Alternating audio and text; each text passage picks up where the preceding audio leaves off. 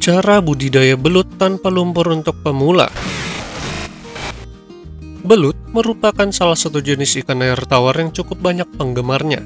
Terlepas dari manfaat dan kandungan nutrisi belut, ikan yang satu ini juga cukup enak untuk dikonsumsi. Belut merupakan binatang air yang digolongkan dalam kelompok ikan. Berbeda dengan kebanyakan jenis ikan lainnya, belut bisa hidup dalam lumpur dengan sedikit air.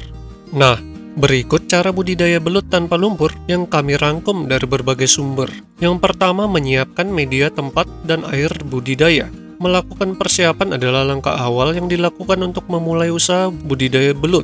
Kolam air jernih harus dapat meminimalisir pemborosan tempat. Hal itu karena ukuran kolam yang tidak terlalu besar bisa menampung banyak bibit. Jika Anda akan menggunakan kolam dengan air jernih, maka harus dibuat sebuah sirkulasi air yang baik. Yang kedua, pemilihan bibit belut. Pemilihan bibit akan menentukan hasil dari panen. Jadi, Anda harus mendapatkan bibit yang berkualitas dan unggul. Berikut beberapa ketentuan dalam pemilihan bibit. Pilihlah bibit yang tidak ada bekas luka dan kondisi belut yang lincah.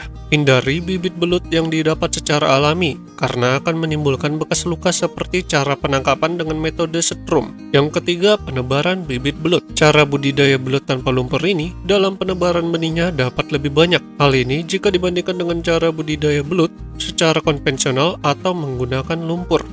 Yang keempat, pemberian pakan teratur. Pemberian pakan bagi peternak belut khususnya untuk pemula adalah dengan pemberian makan secara teratur. Biasanya pakan akan diberikan secara berkala 3-4 kali sehari. Semakin besar dan semakin berumur bibit, maka jumlah pakan akan lebih sedikit. Yang kelima, perawatan belut. Rawatlah belut dengan seksama.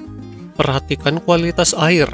Pemberian pakan secara teratur serta sesuai dengan takaran agar tidak menimbulkan air yang cepat kotor dan sifat kanibalisme belut. Perlu diketahui kebiasaan belut yang mengalami penyakit, yaitu ditandai dengan belut terus bergerak pada siang hari dan aktif menyerang belut lainnya. Yang keenam, panen ternak belut. Proses pemanen belut sebenarnya tidak memiliki takaran dan masa panen, karena mau sekecil apapun, belut tetap bisa dinikmati dan bergizi tinggi. Namun, agar panen yang didapat dalam jumlah maksimal, maka bisa melakukan panen setelah 3 hingga 4 bulan masa pemeliharaan.